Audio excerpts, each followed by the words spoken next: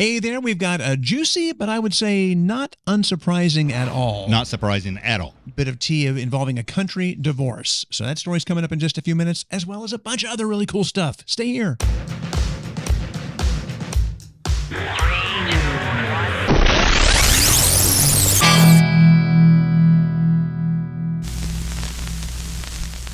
Hey, Tony and Chris, glad to have you back for another show. Hello. And we have to say congratulations and happy anniversary. You and your lovely wife just celebrated your 1-year wedding anniversary. We made it. Vegas lost a lot of money on that. Nice. I mean, and a year in this world of Nashville and singers and songwriters, that's a pretty big deal. Yeah, it was fun. I took my life in my hands. I gave her we went to Sinatra's Bar and Lounge in downtown Nashville. We highly recommend. It's fantastic. I gave her her present, which was a journal that says all the things I'm right about. Because paper is the first anniversary. Yes. Oh, she has like this thick. Oh, I think she's right. Yeah. Oh, okay. And anyhow, I gave it to her, and she's like, oh, okay. And she's, I love it. And she's sweet and everything, but it was, paper's the first anniversary. Not exactly the most exciting thing. Or a watch. So she gives me an iWatch. Oh, wow. But she was like, I love it, everything. Then I was like, I actually, we got her wedding ring and engagement ring at Kimball's in Knoxville, Tennessee, and I'd got an anniversary band to go on it and gave her that. You love it when they try to put on the brave face. She did a great job. Oh, I got you an Apple Watch, and I got a journal. This is great. Just what I always wanted. But anyhow, it was a great time. Now, the fun thing at Sinatra's was there was a guy who had a shirt that looks similar to this flannel shirt I've got on now, but it was a dress shirt with no sleeves.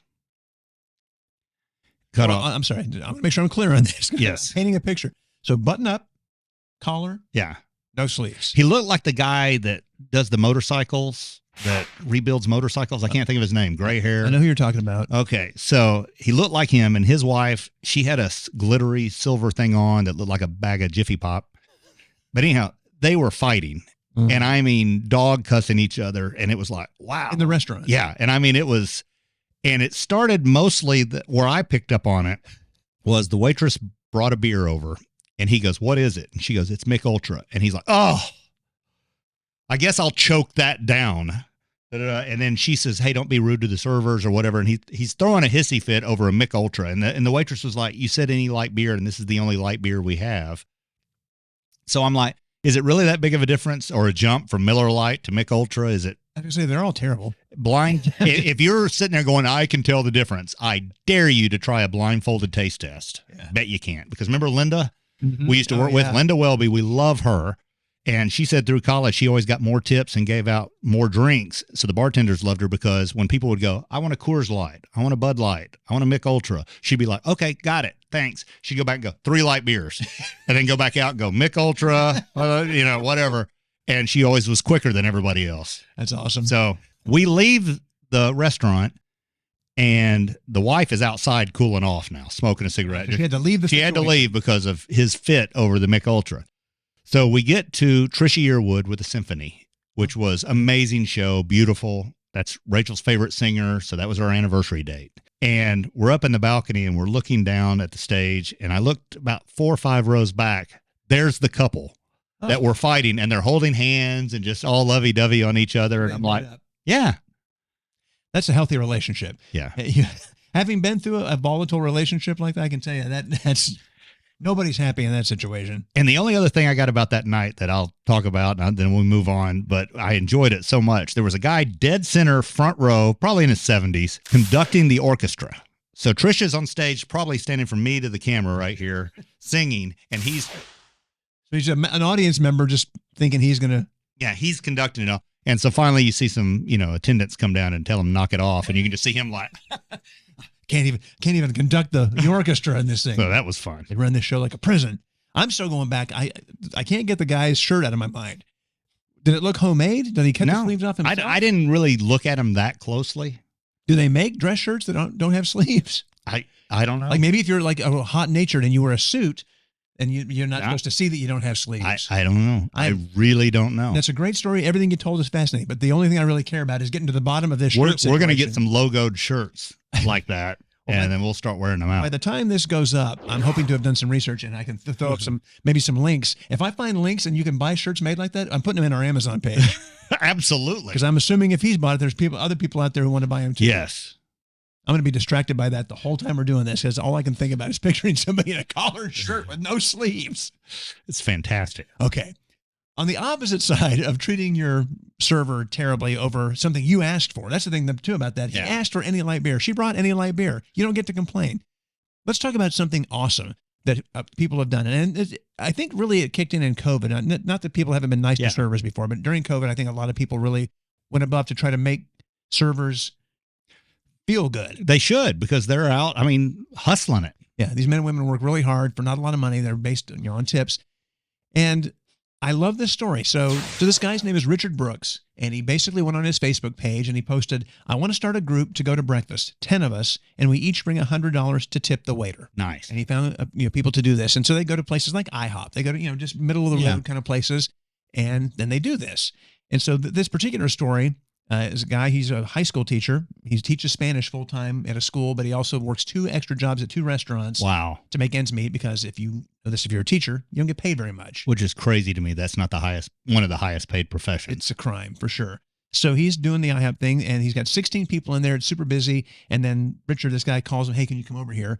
And he comes over and he says, we just want to say thank you for what you do. And he counted out $1,600. Nice. Because they all brought the $100. And he said, this is life-changing for me. This is incredible. They started it earlier this year because I guess this guy's brother had mentioned that they had a group out in California where they did it. And he said, oh, man, I love this idea. Let's do it. So now it's a regular thing. And it's such a small thing to do, just to get, even if you had a group of, like for me, getting together 10 people that like me enough to have breakfast would be difficult. But 5, and if we all brought $100, that's, $500 tip would be incredible. Yeah. Well, even if you don't do that, if just being kind to people is what I love, the moral of this story. I think so. Not everybody has the money, but especially people who are working behind the counter of any place, a grocery store, Target, Kmart. They're doing the best they can. You losing your mind over something that probably isn't that big of a deal anyway. And when you look at what's going on in the world with people, your problems are probably pretty small in comparison, I'm guessing. I promise an act of kindness every day, and especially in a situation where you're irritated, a smile and an act of kindness will go so much farther than biting somebody's head off over something they can't do. You can change somebody's day for the better, make their life a little better with just some patience and a kind word. Or $100. $100 is better. If it's me, I'd rather have your $100 in your kind word. Just saying. You can be as mean as you want if I get $100. Anyway, but I love that story. I thought it was a great story and a good lesson for all of us. Absolutely. To be kind and to do good things where we see the opportunity. Be kind and share this story. Made an opportunity. A couple of quick entertainment things. I never thought there'd be a day when I kind of was back into Nicolas Cage, because he went through that period where he just went bananas making terrible movies. Yes, and then somebody like the movie I love, The Unbearable Weight. Yes, massive talent. Yes, I love that movie. And then we had a post up the other day on our social media that was like, what's the worst movie you've ever seen? And so many people put that movie, and I'm like, oh. Well, here's the thing, and I'm not trying to be mean, but when it comes to art, movies, comedians, all that kind of stuff, everybody has different opinions, and not everybody's going to like the same things.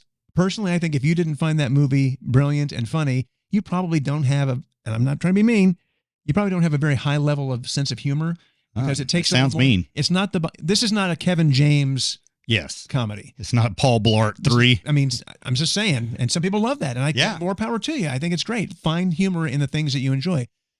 But those kind of movies aren't for everybody. And I don't think a lot of people got how brilliant it was. Yeah. You gotta have a little bit up here to make that work. Not that you're dumb. But sounds like you're saying it. You like how this? I'm like, which side of the fence are you on this? Are they dumb or are they not dumb? If they can figure it out for themselves, then they're not dumb. Then they've answered the question. Okay.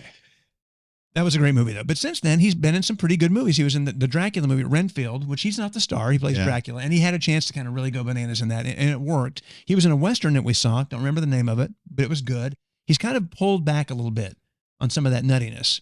All that to say, there's a new rental available called The Retirement Plan, and he's the star. There's some other familiar faces. Ashley Greene, if you watch the Twilight movies, I know she was in those. Ernie Hudson. Oh, yeah, Ghostbusters, among others.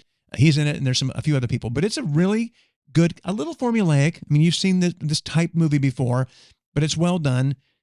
And he's estranged with his daughter. She has to get back into his life because things are going very badly. And then she finds out a secret about him from his past. And it's a lot of action and some comedy. And it's an entertaining movie. Okay. It's $6 to rent on Amazon, which is way cheaper than you'd do to go out and see a movie or you'd be bothered. I recommend it.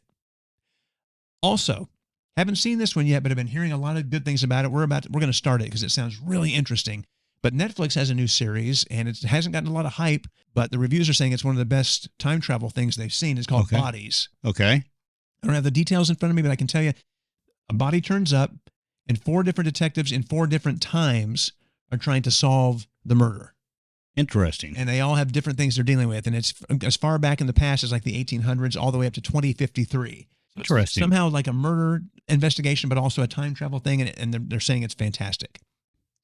Get you an update on that once we see a few episodes. Okay. And then the other quick thing is if you're a Kevin Costner fan, if you've loved his Westerns, and I do, I mean, Open Range is one of the greats. Yes.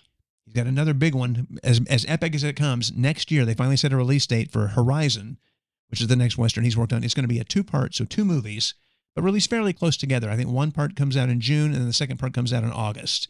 Don't know anything about it, because the teaser trailer doesn't say anything. Now, they're blaming a lot of this is the reason why he's leaving Yellowstone, which I don't believe. Okay, what do you believe? Well, I believe his just ego. I mean, I love him, but I think when he started Yellowstone, he was the big man. Like if he walked on set, everybody's like, Mr. Costner's here, you know, Oscar winner. What do you want? What do you think? And then as Taylor Sheridan now has that $900 million development deal, whatever it is, where he's got 30 series in development and he is the man. I don't think the network cares so much about Costner. Not that they're being rude to him or anything, but I just think there's that energy on the set when he walks on. You've been on the sets, or when a star walks on, or even an artist or something, when they walk in the room and energy hits the room like, oh, they're here. Yeah. He probably doesn't get it the way he was getting it and was like, oh, I'm quitting. I'll show you. Well, I mean, we quit watching Yellowstone a while back. And from what I've read, I just caught a couple of articles, and it said it's kind of gone off. They haven't said gone off the rails, but it definitely has lost its way. They've said. Yeah, I don't know. I haven't. Seen it. We'll see. But I'm excited to see his movies. I still like Kevin Costner in certain roles. Yeah, and I think the Western is definitely a great place. I guess his son's going to be in it too. Oh, cool. Which I'm a little wary of. I mean, Will Smith has always made me wary of it, and seeing Timothy Olyphant put his daughter in the new Justified, and she can't act, straight up, it's terrible. So I'm like, I hope this kid's really good.